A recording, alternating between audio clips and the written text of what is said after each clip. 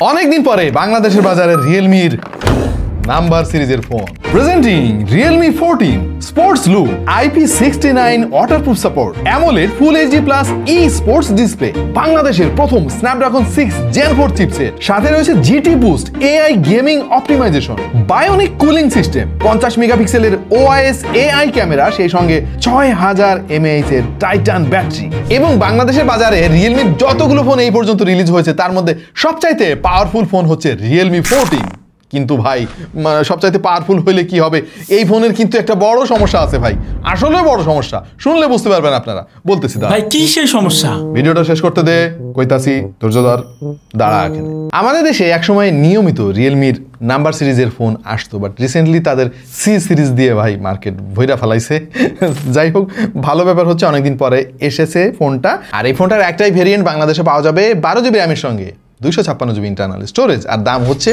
41,999 টাকা। নিয়ে আমরা তো টাইনা টুনা পাস আমরা বিচার বিশ্লেষণ করব এবং আপনাদেরকে একটা ভার্ডিক্ট দেওয়ার চেষ্টা করব যে এই ফোনটা আপনার জন্য কেনা ঠিক হবে নাকি বেঠিক হবে। দেখছেন আপনাদের ভালোবাসা channel tech to the point, সঙ্গে থাকবো আমি ওয়াহিদ।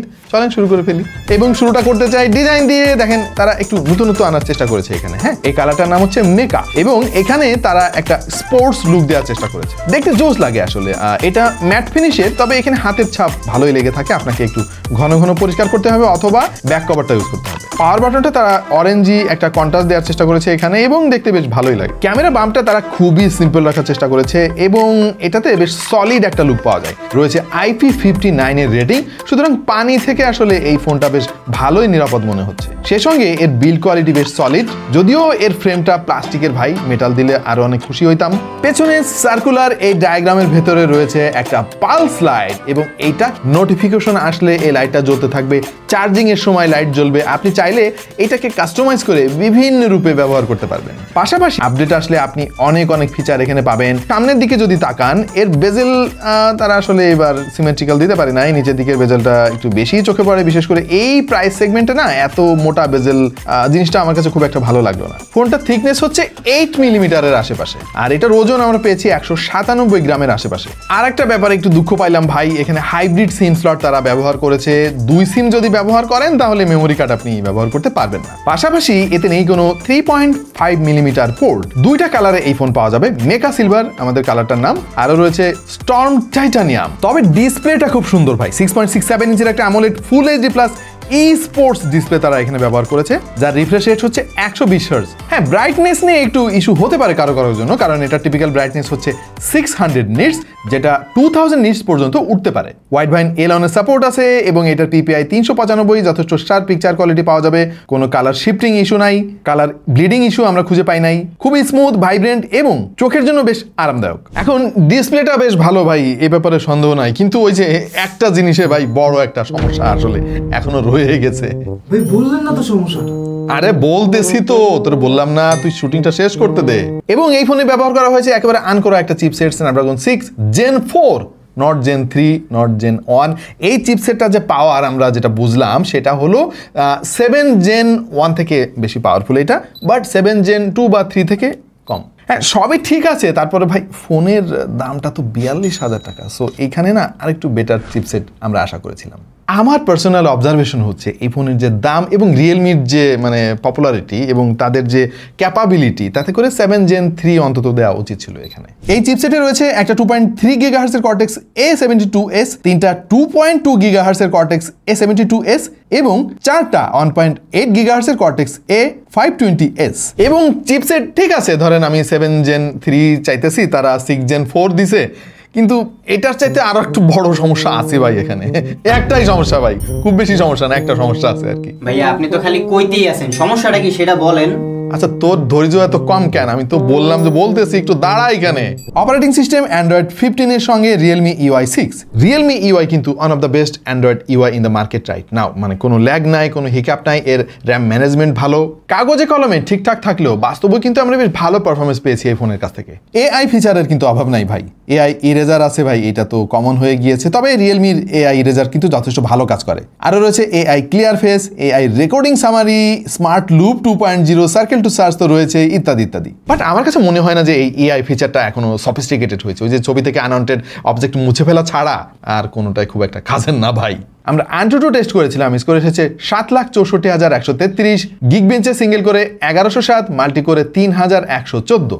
রিয়েলমির যত ফোন এখনো পর্যন্ত বাংলাদেশে রিলিজ হয়েছে খেয়াল করে দেখেন, এই চারটা প্রায় সবগুলোই আমরা রিভিউ করেছি এবং তার মধ্যে এই ফোনের স্কোর সব চাইতে বেশি। আমার মনে হয় দামও সবচাইতে বেশি এই ফোনের, কারণ লাস্ট আমরা দেখেছিলাম GT Neo 2, যেটার দাম ছিল 40,000 টাকা আর অ্যান্ট্রু স্কোর ছিল 6,44,932। এখন এই দামের ফোন কিন্তু বাংলাদেশে নাই বললেই চলে, মানে গুটি কয়েক ফোন আপনি হয়তো পাবেন অফিসিয়ালি, আনঅফিসিয়ালের কথা আমি বলতেছি না। সো এখানে বেশ ভালো একটা গ্যাপ আছে, অন্য কোনো কোম্পানি কিন্তু ফোন নাই, যেহেতু রিয়েলমি এই গ্যাপটা পূরণ করলো আর কি। অফিসিয়াল ফোনগুলোর মধ্যে একটু তুলনামূলক চিত্র দেখেন এই চার্টে। এখানে 42,000 টাকা দামের এই ফোনটা কিন্তু অন্যান্য ফোনের সঙ্গে বেশ হাড্ডাহাড্ডি লড়াই করেছে। যেমন ভিভোর V50 7 Gen 3 দেওয়া এই ফোনটার দাম ছিল 63,000 টাকা, সেটার স্কোর প্রায় ধরে ফেলেছে রিয়েলমি 14।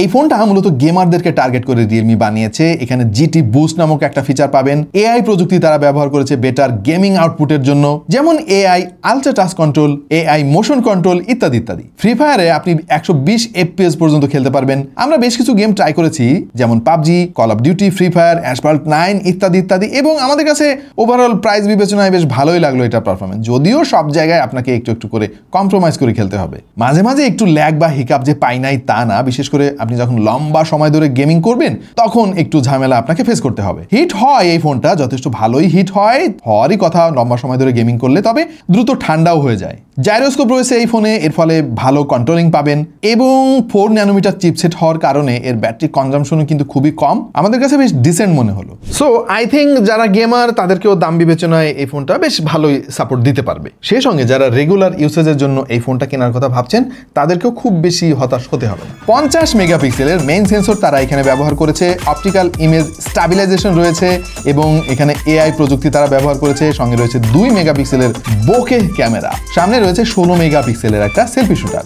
ভাই ছবির কোয়ালিটি যথেষ্ট ভালো, আমরা বিভিন্ন লাইটিং কন্ডিশনে এই ক্যামেরা দিয়ে ছবি তুলেছি প্রচুর, এবং খেয়াল করে দেখেন প্রচুর ডিটেল ধরে রাখতে পেরেছে। পাশাপাশি যে বোকে ইফেক্ট আপনারা দেখতে পাচ্ছেন এখানে কিন্তু যথেষ্ট ন্যাচারাল মনে হয়েছে আমার কাছে, এবং এর কালার টোনটা কিন্তু ক্লোজ টু ন্যাচারাল। নর্মালি ফোনের তোলা ছবিগুলোতে কিন্তু শ্যাডো এরিয়া এক্সপোজ করতে গিয়ে প্রচুর নয়েজ তৈরি করে ফেলে, এই ফোনে সেরকম কোনো সমস্যা আপাতত আমরা দেখতেছি না। আরেকটা ব্যাপার হচ্ছে অতিরিক্ত স্যাচুরেটেড করে ফেলে ছবিগুলোকে অ্যাবনর্মাল করে ফেলে না, যেটা একটা ভালো দিক। এটার এক্সপোজার কন্ট্রোল যথেষ্ট ব্যালেন্স মনে হয়েছে আমাদের কাছে, ডাইনামিক রেঞ্জও কিন্তু চমৎকার। টু বি ভেরি অনেস্ট, 40 থেকে 42,000 টাকা দামের একটা ফোনের কাছ থেকে যতটুকু প্রত্যাশা আমরা করি এই ফোন কিন্তু সেটা পূরণ করতে পেরেছে বলে আমাদের কাছে মনে হলো। আমরা বেশ কিছু পোর্ট্রেট ফটোগ্রাফিও ট্রাই করে দেখেছি এই ফোনে, মোটামুটি আমাদের কাছে মনে হয়েছে ডিসেন্ট পারফর্ম করছে, এবং এই ফোনের সেলফি ফটোগ্রাফিও কিন্তু যথেষ্ট স্যাটিসফ্যাক্টরি মনে হলো আমাদের টেস্টিংয়ে। ভিডিও করা যাবে সর্বোচ্চ 4K রেজুলেশনে, 30 FPS এ, 60 FPS এ আপনাকে যদি রেকর্ড করতে হয় 1080p তে নামতে হবে, এবং এটার স্টেবিলিটি যথেষ্ট ভালো ভাই, এটা দিয়ে টুকটাক ব্লগিংও করা যাবে।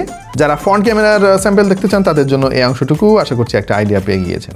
সো এটার ক্যামেরার কোয়ালিটি কিন্তু আমাদের কাছে বেশ ডিসেন্ট মনে হয়েছে। আই থিঙ্ক এই দামের একটা ফোনের কাছ থেকে যতটুকু পারফরমেন্স আমরা আশা করি তার সব কিছু তারা দেওয়ার চেষ্টা করেছে। কিছু কিছু জায়গায় একটু ইমপ্রুভমেন্টের সুযোগ আছে, but still I think this is okay. But সমস্যা তো অন্য জায়গায় ভাই, এই ফোনে তো বড় একটা সমস্যা আছে, এইটা নিয়ে তো এখনো আলাপ করা হয় নাই। ভাই আপনি বলবেন সমস্যাটা কি? কখন ধরে খারাপ আছে এমন পর্যন্ত খালি বলতে আছেন, বলতেছি কোন না রে ভাই? এই বলছি তো, এত পাগল হচ্ছিস কি জন্য? এখানে দাঁড়া আছিস, দাঁড়া আমার বলতে দে ভাই। বড় সমস্যাটা বলার আগে একটা ছোট সমস্যা বলি, সেটা হচ্ছে ফোনের ব্যাটারি 6000 mAh। হ্যাঁ এটা ঠিক আছে, কোনো অসুবিধা নাই, বাট ঝামেলাটা হচ্ছে গিয়ে এটা চার্জিং স্পিড হচ্ছে 45 ওয়াট মাত্র। মানে আজকাল দেখা যাচ্ছে 20-25 হাজার টাকা দামের ফোনেও কিন্তু আরো বেশি ওয়াটের ফাস্ট চার্জিং আমরা পাই, বাট এখানে তারা মাত্র 45 ওয়াট দিয়েছে। এইটা এই ফোনের একটা ড্রব্যাক বলে আমার কাছে মনে হয়েছে। তবে এটার ব্যাকআপ খারাপ না ভাই, 6000 mAh এর ব্যাটারি, সেই সঙ্গে 4 ন্যানোমিটারের চিপসেট, এটার ব্যাটারি কনজাম্পশনও ভালো। 30 মিনিটে 50% চার্জ করে ফেলতে পারবেন আপনি। সিঙ্গেল চার্জে 10 থেকে 11 ঘন্টা পর্যন্ত গেম প্লে এনজয় করতে পারবেন। I mean day to day ইউসেজে আমার মনে হয় এটা একদিনের ব্যাকআপ আপনাকে খুব ভালোভাবে দিতে পারবে। যারা নর্মাল ইউসেজ করেন তাদের জন্য 1.5 দিনও চলে যেতে পারে।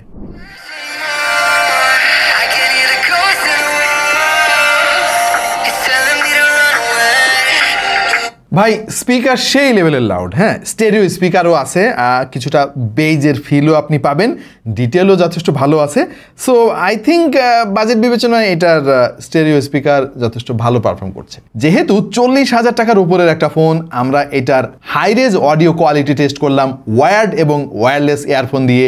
সোনির ফ্ল্যাগশিপ TWS দিয়ে তো ট্রাই করেছি, সেই সঙ্গে রিসেন্টলি বাজারে পপুলার হওয়া QCY এর বেশ কিছু মডেল ট্রাই করেছি। এর মধ্যে ছিল QCY মেলোবার্স প্রো, QCY HT15 ইত্যাদি ইত্যাদি। এবং I don't think you will regret. ফিঙ্গারপ্রিন্টটা যথেষ্ট অ্যাকুরেট এবং ফাস্ট কাজ করেছে, তবে আমার মনে হয় এই অ্যানিমেশনের জন্য একটু স্লো মনে হতে পারে আপনার কাছে, এবং এটার পজিশনটা আরেকটু উপরে দিলে আমার জন্য একটু সুবিধা হতো। আর এটার যে ভাইব্রেশন মোটর সেটা যথেষ্ট পাওয়ারফুল এবং কাজের মনে হলো আমার কাছে। পাশাপাশি এর যে ফ্ল্যাশ লাইট যথেষ্ট ব্রাইট। আচ্ছা ভাই, কথাবার্তা তো অনেক হইলো, আশা করছি খুঁটিনাটি অনেক কিছু জানতে পেরেছেন। এখন এই ফোনটা কি আপনার জন্য কেনা ঠিক হবে? ভাই আপনি যদি একজন গেমার হন তাহলে I don't think you will regret. But বড় সমস্যাটা তো এখনো বলা হয়নি ভাই, সেই সমস্যাটা হচ্ছে ভাই এটার দাম। মানে আমাদের ভাই প্রত্যাশা রিয়েলমির কাছ থেকে আর একটু বেশি আর কি। সো এটার দাম যদি কোনোভাবে 35-এর আশেপাশে আর কি ফিট করা যাইতো না তাহলে ভালো হইতো।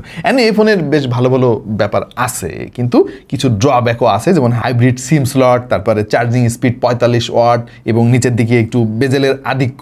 এই সমস্ত ব্যাপার যদি আরেকটু ফাইন টিউন করা হতো এবং ফোনের দামটা আরেকটু কম রাখা হতো, তাহলে আই থিঙ্ক এইটা বাংলাদেশের অফিসিয়াল জাতীয় ফোন হওয়ার যোগ্যতা ছিল। তো আপনাদের কাছে কেমন লাগলো রিয়েলমি 14 অবশ্যই কমেন্ট সেকশনে জানান, এবং এই ফোনে কি কি দুর্বলতা রয়েছে বলে আপনার দৃষ্টিতে মনে হয় জানিয়ে দিন কমেন্ট সেকশনে।